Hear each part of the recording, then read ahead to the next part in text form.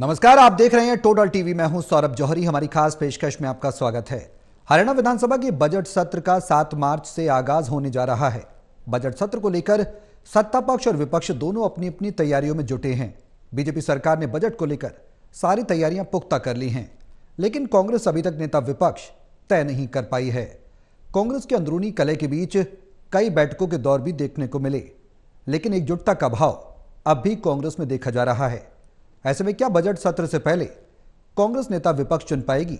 क्या इस बार भी सदन की कार्रवाई बिना नेता विपक्ष के ही चलेगी? यह सवाल है।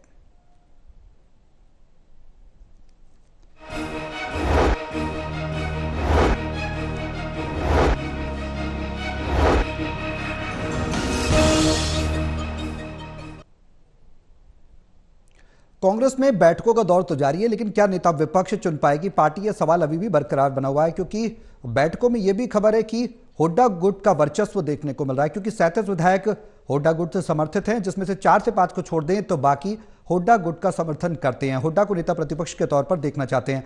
ऐसे में कांग्रेस किस तरह से नेता विपक्ष चुनेगी, यह सवाल अभी भी बरकरार बना हुआ है, क्योंकि सुगबुगाहट बैठकों के दौरान हार के कारणों को स्वीकार करने पर भी बनती हुई नजर आई और तल्खी भी देखने को मिली है। अब सत्र शुरू होने जा रहा है 7 तारीख से, यानी कि कल से, और कांग्रेस की क्या कुछ तैयारियां हैं? बीजेपी जहां मैराथन तैयारियां कर रही है, तो कांग्रेस कहां है?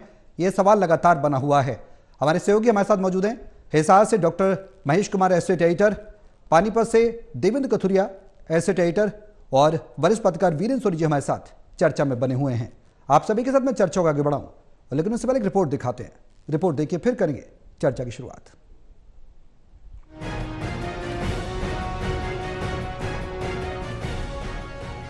हरियाणा विधानसभा के बजट सत्र का 7 मार्च से आगाज होने जा रहा है। बजट सत्र को लेकर सत्ता पक्ष और विपक्ष दोनों अपनी अपनी तैयारियों में जुटे हैं।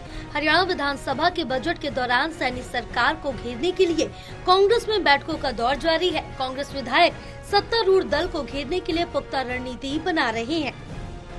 परंतु जहां तक कांग्रेस पार्टी की बात है, कांग्रेस पार्टी ने प्रदेश में बढ़ते नशे को लेकर, बढ़ते अपराध को लेकर, बेसहारा पशु जो आज प्लास्टिक खा के खुद भी मर रहे हैं और उनकी वजह से एक्सीडेंट से लोग मर रहे हैं, इन बातों को लेकर, और जो सबसे दयनीय स्थिति, हमारा शिक्षा का स्तर लगातार गिरता जा रहा है। 400 से ऊपर स्कूल में मास्टर नहीं है, 300 के लगभग स्कूल ऐसे हैं जहाँ पे बच्चे नहीं हैं। तो इन सब मुद्दों को लेकर कांग्रेस पार्टी उठेगी, और जहाँ बजट आएगा, बजट में देखेंगे कि सरकार क्या कह रही है। कांग्रेस और विपक्ष से इतर सत्तारूढ़ दल बीजेपी भी हरियाणा विधानसभा के बजट सत्र में पिछले 10 सालों और तीसरी बार हरियाणा सरकार के गठन के बाद से अब तक की उपलब्धियों विधानसभा सदस्यों के सामने सदन में रखेगी। भाइयों, प्रदेश गति से बदल रहा है। हमारी सरकार का कमिटमेंट है कि हम ये तीसरे टर्म की सरकार 3 गुना ताकत से हरियाणा प्रदेश को गति से आगे ले जाने का काम करेगी। हालांकि अभी तक कांग्रेस हरियाणा विधानसभा के लिए नेता विपक्ष का चुनाव नहीं कर सकी है। कांग्रेस के नेता विपक्ष को लेकर बीजेपी भी कांग्रेस पर गाहे बगाहे तंज कसने से बाज नहीं आती। यह अलग बात है कि नेता विपक्ष के चयन को लेकर कांग्रेस में आए दिन बैठकें होती रहती हैं। बहरहाल सत्र 7 मार्च से शुरू हो रहा है, लेकिन नेता विपक्ष पर संशय पहले की तरह बरकरार है। Haryana news bureau, total TV.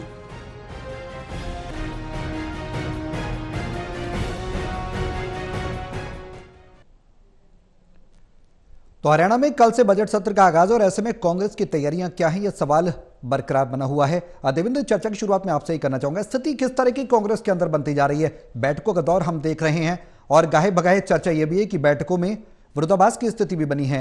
Hooda का नाम जब पेश किया गया नेता विपक्ष के तौर पर, तो कुछ लोगों ने उसका विरोध किया, और विरोध के बाद गहमा गहमी का माहौल जो है वो पैदा हो गया। कब तक कांग्रेस नेता विपक्ष चुन पाएगी? क्या सत्र से पहले चुन पाएगी? क्या स्थिति बन पा रही है पार्टी के अंदर?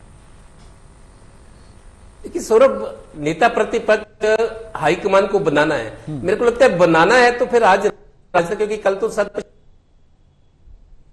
विधानसभा बनी, चुनाव परिणाम आए, उसके बाद हमने देखा एक सेशन जो हुआ था, विपक्ष के नेता की कुर्सी खाली थी जी। उसमें इंतजार 4.5 महीने 4.5 महीने हो गए हैं।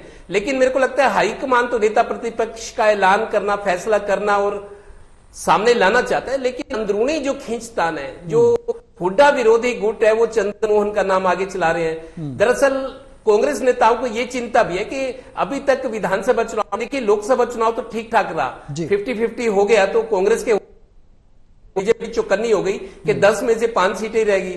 तो विधानसभा में जिस हुड्डा चेहरा थे पार्टी का, जिसने कि उन्होंने फैसले लिए, हालांकि उनकी आलोचना भी उनकी हुई, निशाने पर भी रहे, नतीजे आने के बाद फिर जो विरोधी गुट है, हुड्डा विरोधी गुट, वो ज्यादा मुखर हो गया कि बनती बनती सरकार रह गई, कुछ हुई, सर्वसम्मति से फैसले नहीं लिए गए। तो अब मेरे को लगता है जो दबाव ये है कि अगर कांग्रेस चुनाव तो हार 5 साल बाद जाकर चुनाव है, 4.5 साल तो है ही कम से कम जी। तो उसमें अब ये है, कांग्रेसियों की उम्मीद यही बची है कि जैसे जाट बड़े चेहरा है, भूपेंद्र हुड्डा जाट चेहरा है, सोनभद्र, झज्जर, रोहतक, कुछ हिस्सा पानीपत या जींद से जो जाट बाहुल एरिया, वहां भूपेंद्र सिंह हुड्डा का अभी भी उसका प्रभाव है, क्योंकि इनेलो खत्म हो गई, जेजेपी नेता चुनाव हार गए, ओम प्रकाश चौटाला अब रहे नहीं, आगे की जाट राजनीति का भी ये हाल है, पार्टी छोड़कर चले गए थे, फिर वापस आए, उनका बेटा भी चुनाव हार गया, जाट नेता चुनाव हार गए, जाट लीडरशिप का संकट है। करण सिंह दलाल थे, या वो जो कृषि मंत्री थे जेपी दलाल, वो भी चुनाव हार गए, चौटाला परिवार के लोग चुनाव हारे, बहुत सारा संकट है जाट लीडरशिप का। तो ले देकर भूपेंद्र हुड्डा एक जाट नेता बचे थे, लेकिन पार्टी का जो विरोधी गुट है उनको ये लग रहा है कि खाली जाट चेहरा दिखाओगे तो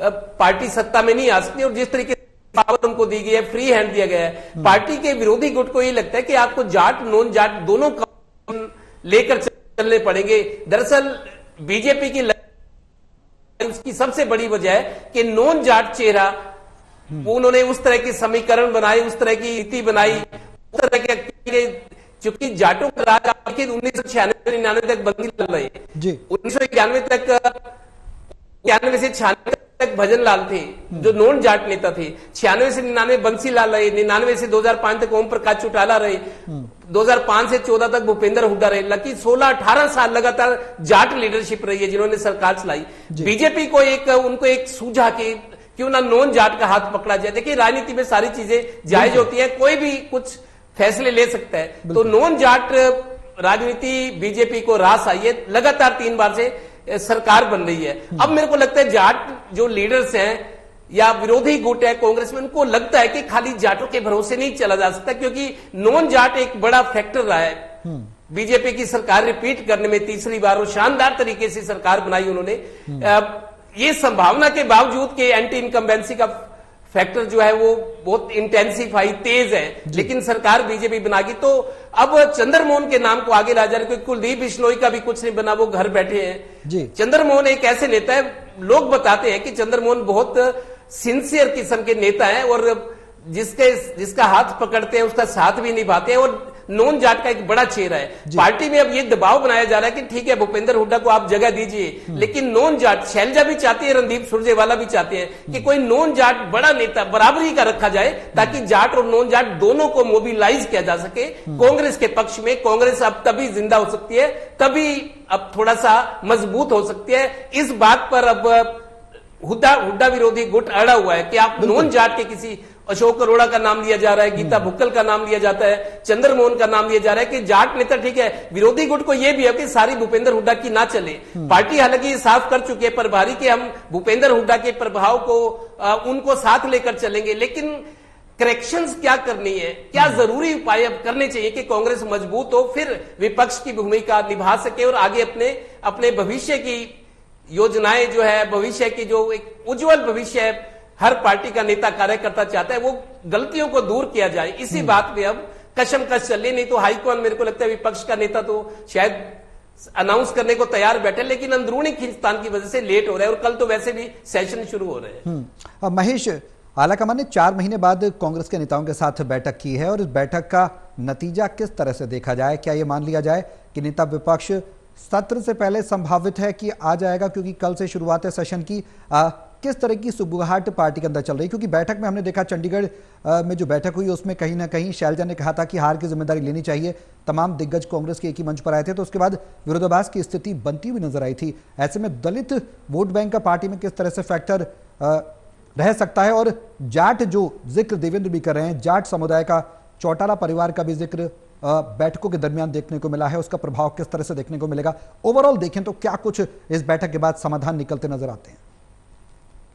देखिए, आपके तमाम सवालों का जवाब मैं परिस्थितियों के हिसाब से दे सकता हूं, और परिस्थितियों के हिसाब से ये स्पष्ट रूप से बात कही जा सकती है कि यहाँ पर कांग्रेस पार्टी सिर्फ जाट चेहरे के बूते सत्ता के मुहाने तक नहीं पहुंच सकती है। कांग्रेस पार्टी के रणनीतिकार जान चुके हैं। अब कांग्रेस पार्टी की सबसे बड़ी मजबूरी क्या है? सबसे बड़ी मजबूरी ये है कि ये जो विधायक जीत कर आए हैं कांग्रेस पार्टी के, उनमें से अगर 2-3 को छोड़ दें या अधिकतम 4 को छोड़ दें तो बाकी जो है वो भूपेंद्र सिंह हुड्डा को ही अपना नेता मानते हैं। अब वास्तविक स्थिति यह है कि वो भूपेंद्र सिंह हुड्डा को ही अपना नेता मानते हैं, और इसके अलावा राहुल गांधी या प्रियंका गांधी या गांधी परिवार या कांग्रेस पार्टी आला कमान से उनका ज्यादातर का कोई सरोकार नहीं है। भूपेंद्र सिंह हुड्डा जो कहेंगे वही उनके लिए चरम परम अटल सत्य है। अब अगर 32 विधायक भूपेंद्र सिंह हुड्डा का नाम ले, और अगर भूपेंद्र सिंह हुड्डा के अलावा किसी और को नेता प्रतिपक्ष बनाने की बात आए तो 32 विधायक उठकर अगर मीटिंग से जाने के लिए, निकलने के लिए तैयार हों या विरोध के नारे लगाने के लिए तैयार हों, तो पार्टी आला कमान आखिर क्या करेगा? यही मजबूरी इस वक्त कांग्रेस पार्टी आला कमान के सामने खड़ी है कि भूपेंद्र सिंह हुड्डा का विकल्प कांग्रेस पार्टी को ढूंढना है, और कोई विकल्प कांग्रेस पार्टी के पास इसलिए नहीं बन रहा क्योंकि 32 के करीब विधायकों की संख्या है जो भूपेंद्र सिंह हुड्डा के हाथ से टिकट लेकर गए थे और चुनाव जीतकर आए भी। तो ऐसे तमाम विधायक भूपेंद्र सिंह हुड्डा को ही एकमात्र अपना नेता मानते हैं। बाकी ना तो पार्टी से कोई सरोकार है और ना ही किसी और दूसरे पार्टी आला कमान के नेता से उनका कोई अभिप्राय बनता है। अब कुमारी शैलजा के खेमे को या विरोधी खेमे को समझने की कोशिश करें तो उन्हें लगता है कि 10 साल तक भूपेंद्र सिंह हुड्डा खुद मुख्यमंत्री बने रहे, उसके बाद अब अगर विकास 10 सालों तक जो नेता विपक्ष की जो भूमिका है वो भूपेंद्र सिंह हुड्डा संभालते रहे। अब फ्री हैंड दिया गया लोकसभा के दौरान, गारंटी दी थी भूपेंद्र सिंह हुड्डा ने विधानसभा चुनाव में सरकार बनाने की गांधी परिवार को, उस गारंटी का क्या रहा? यहां 72 टिकटें भूपेंद्र सिंह हुड्डा ने 90 में से 72 टिकटें खुद बांट ली। 1, 2, 3 जो टिकटें थी वो पार्टी आलाकमान को गई, और बाकी टिकटें कह सकते हैं कि कुमारी शैलजा और विरोधी खेमे को दी गई, उनके परिवार के सदस्यों को दी गई, चाहे जेपी के बेटे को दी गई हो, चाहे रणदीप सिंह सुरजेवाला के बेटे को चुनाव मैदान में, विधानसभा के चुनावी मैदान में उतारने की बात हो। उन्हें लगता है कि 72 टिकटें भूपेंद्र सिंह हुड्डा ने बांटी, उसके बाद भी पार्टी को हार का सामना करना पड़ा, और किन हालातों में करना पड़ा? जब जबरदस्त एंटी इनकमेंसी का सामना भारतीय जनता पार्टी कर रही थी, काफी खराब संभावनाएं भारतीय जनता पार्टी की सत्ता में वापसी की थी। ऐसी हालात में, ऐसी परिस्थितियों में भी अगर भूपेंद्र सिंह हुड्डा सरकार नहीं बना पाए तो इससे अच्छा वक्त नहीं आ सकता भूपेंद्र सिंह हुड्डा को बदलने का। और अब अगर भूपेंद्र सिंह हुड्डा नेता प्रतिपक्ष की कुर्सी से नहीं हटते, और नेता प्रतिपक्ष की बात नहीं है, फ्रंट लाइन से अगर भूपेंद्र सिंह हुड्डा को अब शैलजा ग्रुप या रणदीप सिंह सुरजेवाला ग्रुप नहीं हटा पाया, तो ये बात दोनों ही नेता जानते हैं कि अब नहीं हटा पाए तो फिर कभी नहीं हटा पाएंगे। उसके बाद उनके पास भी कोई संभावनाएं नहीं बचेंगी भूपेंद्र सिंह हुड्डा को पीछे धकेलने की। तो यकीनन यहां बेहद विस्फोटक स्थिति का सामना कांग्रेस पार्टी को करना पड़ रहा है। मुझे नहीं लगता कि नेता प्रतिपक्ष इस सत्र के दौरान भी कांग्रेस पार्टी को मिल पाएगा, और मजबूरी यहां पर कांग्रेस पार्टी की बनती ही दिख रही है। आखिरकार नेता प्रतिपक्ष भूपेंद्र सिंह हुड्डा को जब भी बनाएंगे, बनाना ही पड़ेगा। यह हो सकता है कि उदय भान को हटाकर जो प्रदेशाध्यक्ष की कुर्सी है वो विरोधी ग्रुप को दी जा सकती है, और इससे ज्यादा विरोधी ग्रुप को कुछ मिल पाएगा मौजूदा परिस्थितियों में, ऐसा लगता नहीं है। वीरेंद्र जी, बेहद अहम बात जो महेश ने कही है, उदय भान को हटाया जा सकता है, चर्चाएं ये भी चल रही हैं, जो जिक्र महेश भी कर रहे हैं, बैठकों में भी ये निकलकर सामने आ रहा है। मौजूदा स्थिति को देखकर क्या कुछ लगता है सर, जो कांग्रेस की स्थिति है इस वक्त, किस तरीके से, क्या कोई समाधान की ओर पार्टी बढ़ती नजर आएगी? क्या नेता विपक्ष चुन पाएगी? क्योंकि महेश तो बता रहे हैं कि संभावना नहीं नजर आती, क्योंकि सेशन कल से शुरू है और उससे पहले इतना कुछ एकदम हो जाए ये संभावित नहीं लगता। क्या लगता है सर? देखिए, प्रदेश कांग्रेस अध्यक्ष तो बदला जाना है, ये प्राय तय है जी। देखिए, कार्यकर्ताओं का मनोबल बढ़ाना है और कांग्रेस में नई जान फूकनी है तो प्रदेश अध्यक्ष तो बदला ही जाना है जी। जिस तरह से प्रदेश प्रभारी बदले गए हैं। और जहां तक विपक्ष का नेता की बात है तो एलओपी के लिए भूपेंद्र सिंह हुड्डा के नाम पर लगभग सहमति हो चुकी है, घोषणा होनी शेष है। ये पार्टी हाईकमान की तरफ से घोषणा होगी, ये कभी भी हो सकती है। और देखिए, भूपेंद्र सिंह हुड्डा को बागडोर देना इसलिए जरूरी है क्योंकि जो 37 विधायक हैं उनको एकजुट रखना ये पार्टी के लिए सबसे बड़ी चुनौती है। देखिए, भारतीय जनता पार्टी का जिस तरह से वातावरण बना हुआ है और जिस तरह लोग प्रलोभन के भंवर में बसते जा रहे हैं, तो ऐसे में विपक्ष को मजबूत होना भी आवश्यक है और कांग्रेस के 37 विधायक एकजुट रहें, इसके लिए बहुत बड़ी जो मजबूरी है जो कांग्रेस की हाईकमान की, तो वो भूपेंद्र सिंह हुड्डा ही जो है वो एकजुट रख सकते हैं। ये बात ठीक है कि जो गैर जाट है उसका समर्थन अभी कांग्रेस के साथ उतना नहीं है, लेकिन गैर जाट तो भारतीय जनता पार्टी के साथ खड़ा है। तो ऐसे में जाटों की सहानुभूति लेना कांग्रेस के लिए आवश्यक है, क्योंकि जाट समाज को उपेक्षा नहीं कर सकते। भारतीय जनता पार्टी भी जाटों का समर्थन का दावा करती रहती है, उनसे प्रयास करती रहती है ताकि उनको अपने पक्ष में किया जा सके। लेकिन कांग्रेस के अंदर ये देखा जाए तो ये बात माननी पड़ेगी कि भूपेंद्र सिंह हुड्डा ही इस समय निर्विवाद नेता हैं। दूसरे वर्ग को, समाज को साथ लेकर चलना ये भूपेंद्र सिंह हुड्डा के लिए चुनौती है, उनको साथ लेकर चलना चाहिए। दूसरे जो गुट है उनका भी विश्वास जीतना चाहिए। अब ऐसे में कुमारी शैलजा हो या रणदीप सुरजेवाला का ग्रुप हो, देखिए वो ग्रुप तो बना हुआ है लेकिन उनका पूरे हरियाणा में आधार उस ढंग का नहीं है, वो कुछ जिलों तक सीमित है और उनका व्यापक आधार होने के लिए आवश्यक है कि वो राज्यव्यापी दौरे करें, कार्यकर्ताओं को जोड़े, कांग्रेस की विचारधारा को आगे बढ़ाएं। अब मान लीजिए कि अगर निकाय चुनाव है तो निकाय चुनाव कौन लड़ रहा है? भूपेंद्र सिंह हुड्डा का गुट ही लड़ रहा है। अगर हरियाणा में कांग्रेस को आज जिंदा रखे हुए है तो वो भूपेंद्र सिंह हुड्डा ही हैं और उनके समर्थक ही हैं। तो इसलिए सारी जिम्मेदारी भूपेंद्र सिंह हुड्डा और उनके समर्थकों पर भी आती है। लेकिन कुमारी शैलजा और रणदीप सुरजेवाला की उपेक्षा तो नहीं की जा सकती, उनको भी साथ लेकर चलना है। तो कांग्रेस हाईकमान ऐसा तालमेल बनाएगा कि जिस तरह से कार्यकारी अध्यक्ष की पहले व्यवस्था थी, कुछ इस तरह की व्यवस्था को लागू रखा जाएगा ताकि कांग्रेस के अंदर सभी गुटों का, सभी जातियों का समान प्रतिनिधित्व हो। अब इस समय ऐसा लग रहा है कि कांग्रेस हाईकमान ने सही समय पर फैसला नहीं लिया, तो कई कांग्रेस के नेता ऐसे हैं जो भारतीय जनता पार्टी में जाने के लिए उतावले बैठे हैं, उन्हें इंतजार भारतीय जनता पार्टी से है। मतलब कांग्रेस में भारतीय जनता पार्टी का जो स्लीपर सेल है वो बहुत एक्टिव है और इस बात को नहीं भूलना चाहिए। भूपेंद्र सिंह हुड्डा ये चाहेंगे कि कांग्रेस की एकजुटता बनी रहे, कांग्रेस की विचारधारा को आगे बढ़ाया जाए, कार्यकर्ताओं का विस्तार किया जाए और संगठन में जो एक नई ताकत है, जो नई ऊर्जा का संचार करना है, उसके लिए कांग्रेस के लिए अभी जो परिवर्तन करने हैं कांग्रेस को, वो तत्कालिक करने होंगे, क्योंकि तभी जो है कांग्रेस का संगठन यहां पर खड़ा हो पाएगा। देवेंद्र, एक सवाल वो बेहद अहम, वो सवाल ये कि बैठक के दरमियान ये भी चर्चाएं जोर पकड़ती नजर आई कि अगर हुड्डा गुट से न लेकर कि विपक्षी कांग्रेस के अंदर ही किसी विरोधी गुट से अगर कोई नेता चुना जाता है तो स्थिति का डर ये भी है कि जो जाट समुदाय है उसका वोट का ध्रुवीकरण हो जाएगा, हुड्डा के गुट के जो जाट वोट बैंक है वो भी खिसक जाएगा। क्या इस तरह की चर्चाएं भी जो चल रही हैं उसका कितना आधार है? क्या पार्टी के अंदर इस तरह का डर भी मौजूद है? देखिए सौरभ, हमें ये याद रखना पड़ेगा, भूपेंद्र सिंह हुड्डा के अलावा दीपेंद्र हुड्डा भी अब वो नेता है जिनका जन आधार है। भूपेंद्र हो या दीपेंद्र, हरियाणा में किसी भी जिले में चले जाए उनके पास तैयार टीम है, उनके समर्थक है, जिंदाबाद बोलने वाले लोग हैं। एक की जगह दो नेता है, क्योंकि कई लोग ये भी सोचते हैं कि भूपेंद्र हुड्डा और दीपेंद्र हुड्डा, क्योंकि दीपेंद्र हुड्डा को आगे जाकर भूपेंद्र हुड्डा की विरासत संभालनी है, कांग्रेस में उनका कद भी रहेगा, तो एक 1+1 हो गया। तो इसलिए भूपेंद्र हुड्डा को दरकिनार नहीं किया जा सकता, उनको भी नाराज नहीं किया जा सकता। मैं फिर बता रहा हूं, संतुलन बनाने की जरूरत है। भूपेंद्र हुड्डा अपनी भूमिका में है, जो जाट वोटर्स हैं, 4-5 जिले हैं जहां उनका प्रभाव है। 4-5 जिले का मतलब 18 से 20 विधानसभा सीटें, रोहतक है, सोनीपत है, झज्जर है, जींद का कुछ इलाका है, पानीपत में भी भूपेंद्र हुड्डा का प्रभाव है। जो जाट बहुल भिवानी और हिसार साइड जो जाट बहुल क्षेत्र है, तो भूपेंद्र हुड्डा का कद बेशक बना रही, लेकिन भूपेंद्र हुड्डा को भी थोड़ा सा दूसरे गुट को ये त्याग करना पड़ेगा कि उनको भी तवज्जो मिले। वो भी बिल्कुल अपने आप को ये ना समझे कि हमारी पूछ नहीं है। यही तो वजह है गुटबाजी की। एक तो गुटबाजी लगातार बढ़ी रही और दूसरा संगठन नहीं था। ये दोनों चीजों ने कांग्रेस को बहुत नुकसान किया है। आप देखिए 2005 में जब कांग्रेस सत्ता में आई, ओम प्रकाश चौटाला की सरकार गई, 67 सीटें आई थी। 67 सीटें आने के बाद 2009 के जो 6 महीने पहले चुनाव हुए थे, क्योंकि मनमोहन सिंह की सरकार थी, विधानसभा के चुनाव लोकसभा के साथ हुए थे 2009 में। 2005 में 67 सीटें लेकर कांग्रेस आई। 2009 में 40 सीटें रह गई थी जब भूपेंद्र हुड्डा मुख्यमंत्री थे, तो 67 से 40 सीटें आई। जैसे कैसे भूपेंद्र हुड्डा ने सरकार बनाई, इंडिपेंडेंस को, जनहित कांग्रेस के विधायकों को साथ मिलाया, सरकार चली। फिर 2009 में मेजोरिटी नहीं थी, फिर 2014 में तो बिल्कुल ही नहीं, क्योंकि बीजेपी आ गई, मनोहर लाल मुख्यमंत्री बने। 2019 में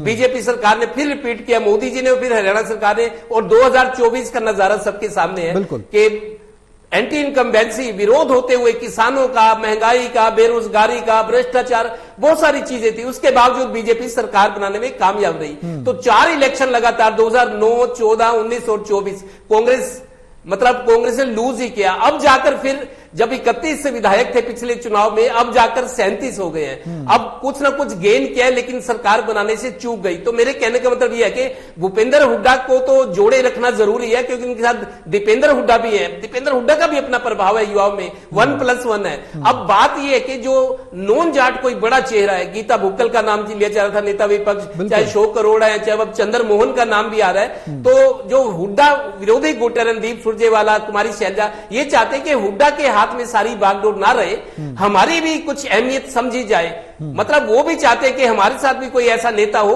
ताकि बैलेंस बना रहे। और हाईकमान, कांग्रेस हाईकमान को अब बैलेंस बनाने की जरूरत है। मैं फिर कह रहा हूं, हाईकमान तो पहले भी कहते थे कि हम संगठन की बनाने को, घोषणा करने को तैयार है, लेकिन अंदरूनी खींचतान है।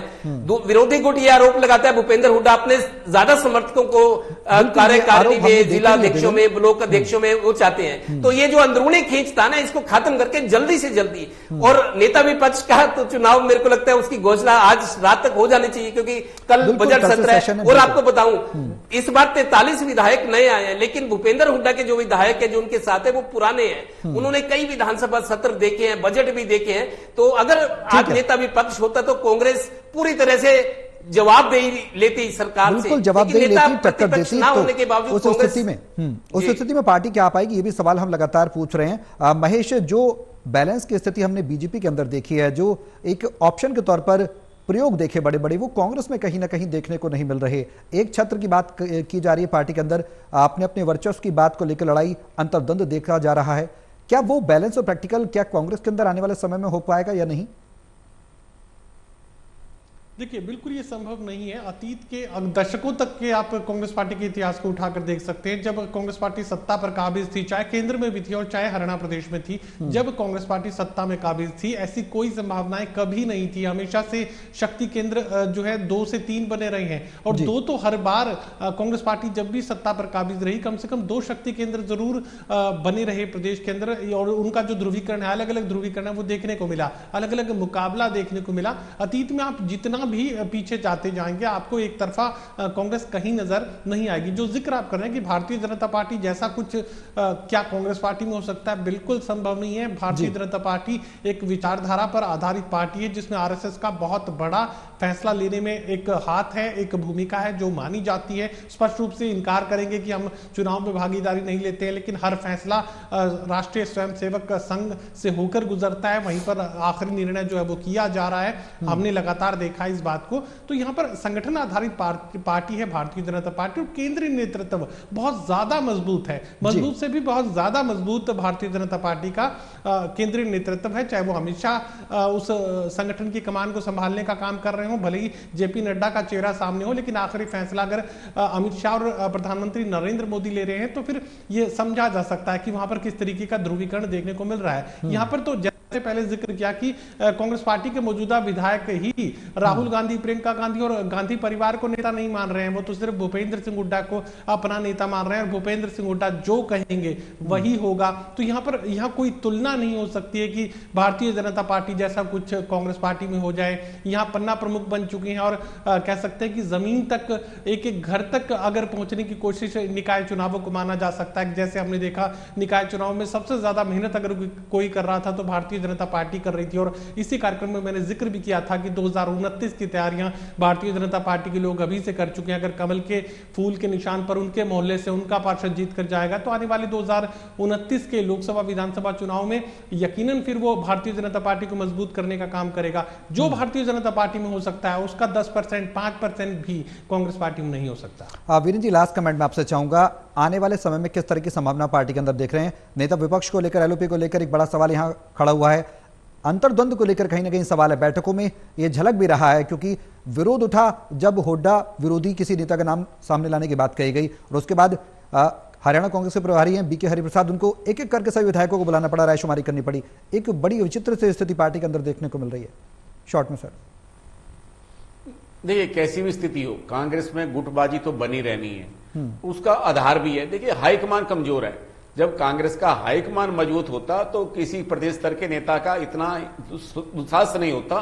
लेकिन ये बात माननी पड़ेगी कि हाईकमान का कमजोर होने का असर हरियाणा पर भी पड़ रहा है। और देखिए ये खाली हरियाणा के संगठन में मतलब प्रदेश अध्यक्ष क्या या प्रदेश इकाई की तक की बात नहीं है, फिर जिला अध्यक्षों पर भी विवाद है। तो ये विवाद तो बने ही रहना है। ये कांग्रेस हाईकमान को अब जो है साहसिक फैसला लेना ही पड़ेगा। कोई भी अध्यक्ष बनाए, कोई भी विधायक दल का नेता बनाए, लेकिन इसको जो भी निर्णय है उसको तुरंत लागू करना पड़ेगा।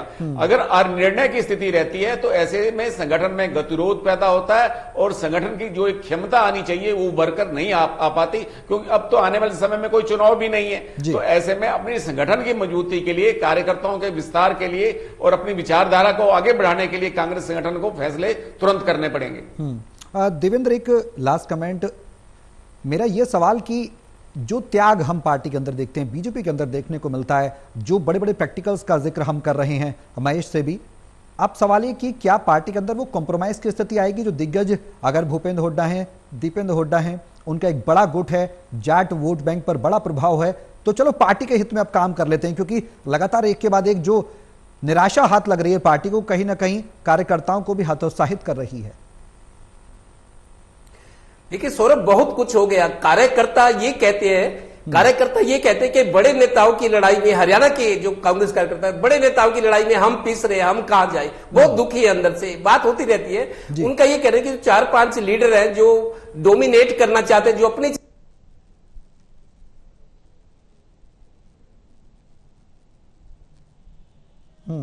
ठीक है। देवेंद्र, आपकी आवाज हम तक नहीं आ रही है। महेश, क्लोजिंग में आपसे कमेंट चाहूंगा। देखिए, कांग्रेस पार्टी की अंदरूनी स्थिति अब भी कह सकता है कि सामान्य नहीं है, जब तक वो परिस्थितियां सामान्य नहीं होती। और इस तरह की कोई संभावना हाल फिलहाल भी नजर नहीं आ रही। अभी तक भी संवाद की स्थिति नहीं है। इतना बड़ा चुनावी हार का फैसला जो है वो सामने आ चुका है, जनादेश सामने आ चुका है। इतनी एंटी इनकम्बेंसी के बाद भी कांग्रेस पार्टी सत्ता पर काबिज नहीं हो पाई। तो यानी 2-2 की बात कही जा सकती है कि एकजुटता की तो अभी दूर तलक कोई संभावना नजर नहीं आती। चाहे पार्टी का कितना भी विनाश हो जाए, कितनी भी तबाही हो जाए, लेकिन यहाँ पर जो है कांग्रेस पार्टी के शीर्ष नेता आपस में समझौता करने के लिए तैयार नहीं है, एक दूसरे से बातचीत करने के लिए तैयार नहीं है। अब तक तो संवाद की स्थिति भी कायम नहीं हुई, तो यहां डिवोशन, समर्पण जैसे शब्द का इस्तेमाल करना शायद मुमकिन नहीं है। ठीक है, तो देवेंद्र क्लोज। देवेंद्र, आवाज आ रही है आपको? चलिए, बहुत शुक्रिया आप सभी का हमारे साथ इस चर्चा में शामिल होने के लिए। अब सवाल यह कि कांग्रेस क्या नेता विपक्ष चुन पाएगी? एलओपी को लेकर पार्टी के अंदर तमाम बैठकों का दौर जारी है, लेकिन टकराव की स्थिति भी है, अंतर्द्वंद है, अंदरूनी खींचतान देखने को मिल रही है। सबसे बड़ा सवाल है कि क्या कांग्रेस को कोई संजीवनी मिलेगी, संगठन मजबूत होगा? नेता विपक्ष पर जो चर्चा है, जो नाम है, वो भूपेंद्र हुड्डा का ही लगभग तय माना जा रहा है। अब आने वाले समय में पार्टी किस तरह से काम करेगी? क्या संगठन मजबूत होगा और पार्टी के कार्यकर्ताओं में उत्साह भरेगा? शीर्ष नेतृत्व किस तरह की भूमिका प्रदेश नेतृत्व की रहेगी? क्योंकि बीजेपी लगातार तैयारी करे, तमाम सवाल बरकरार हैं, देखने वाली बात होगी। मेरे साथ इस खास पेशकश में अभी के लिए बस इतना ही। नमस्कार।